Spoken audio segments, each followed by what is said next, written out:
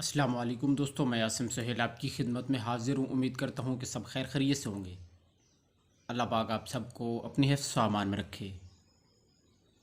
दोस्तों, आज की वीडियो में हम पपीता के पत्तों के फ़वाइद पर बात करेंगे। पपीता के पत्तों के फ़वाइद और इसके इस्तेमाल का सही तरीका भी बताया जाएगा। दोस्तों, ग़िज़ाई एतबार से पपीता एक मुकम्मल ग़िज़ा है। बच्चों, बूढ़ों और हामिला ख़वातीन के लिए एक कुदरती टॉनिक है। पपीते के पत्तों को सबसे ज़्यादा डेंगू के बुखार के लिए इस्तेमाल किया जाता है, या फिर वो लोग जिनके प्लेटलेट्स कम होते हैं वो भी इसका इस्तेमाल कर सकते हैं। उनके लिए भी ये बहुत मुफीद है। इसके अलावा भी ये अपने अंदर बहुत सारे फ़वाइद रखते हैं।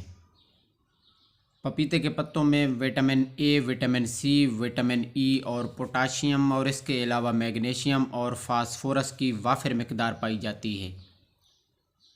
डेंगू बुखार के अलावा आप इसे टाइफाइड बुखार के लिए भी इस्तेमाल कर सकते हैं। इसके अलावा ऐसा बुखार जो किसी इन्फेक्शन की वजह से हो रहा है और ठीक नहीं हो रहा, तो उसमें भी आप इसे इस्तेमाल कर सकते हैं।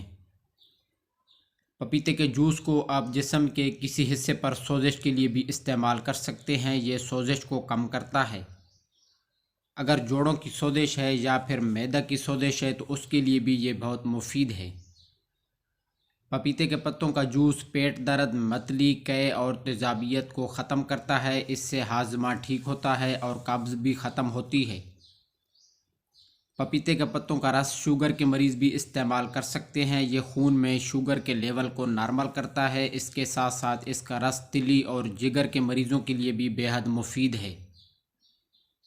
ऐसे मरीज़ जिनको यरकान हो या फिर फेफड़ों का इन्फेक्शन हो तो उनके लिए भी ये बहुत मुफीद होता है। ये कोलेस्ट्रॉल लेवल को भी कम करता है और दिल की सेहत के लिए भी फ़ायदेमंद है। पपीते के पत्ते एंटीऑक्सीडेंट से भरपूर होते हैं और जिस्म के अंदर क़ुव्वत मुदाफ़ियत में इजाफ़ा करते हैं।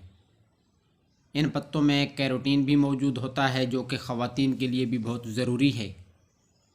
दोस्तों, अगर इसकी एहतियात की बात करें तो वैसे तो इसका कोई भी नुकसान नहीं है, लेकिन अगर हामिला ख़वातीन इसे इस्तेमाल ना करें तो बेहतर होगा।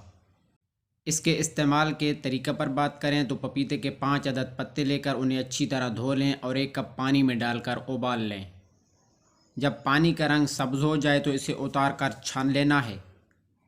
दोस्तों, इसका जायका थोड़ा कड़वा होता है, इसलिए आप इसमें हस्बे जायका चीनी या शहद मिला सकते हैं और इसे दिन में 2 मरतबा भी इस्तेमाल कर सकते हैं।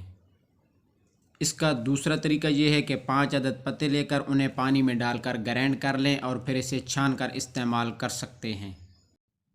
बुखार वाले मरीज़ अगर इसे 1 हफ़्ता तक लगातार इस्तेमाल करेंगे तो बहुत ज़्यादा बेहतरी देखने को मिलेगी। तो दोस्तों, ये थी हमारी आज की वीडियो। मज़ीद इस तरह की वीडियो के लिए हमारे चैनल को सब्सक्राइब कर दें और साथ में दिए गए बेल आइकन के बटन को भी ज़रूर प्रेस कर दीजिएगा। दुआ में याद रखिएगा। जज़ाकल्लाहु खैरा।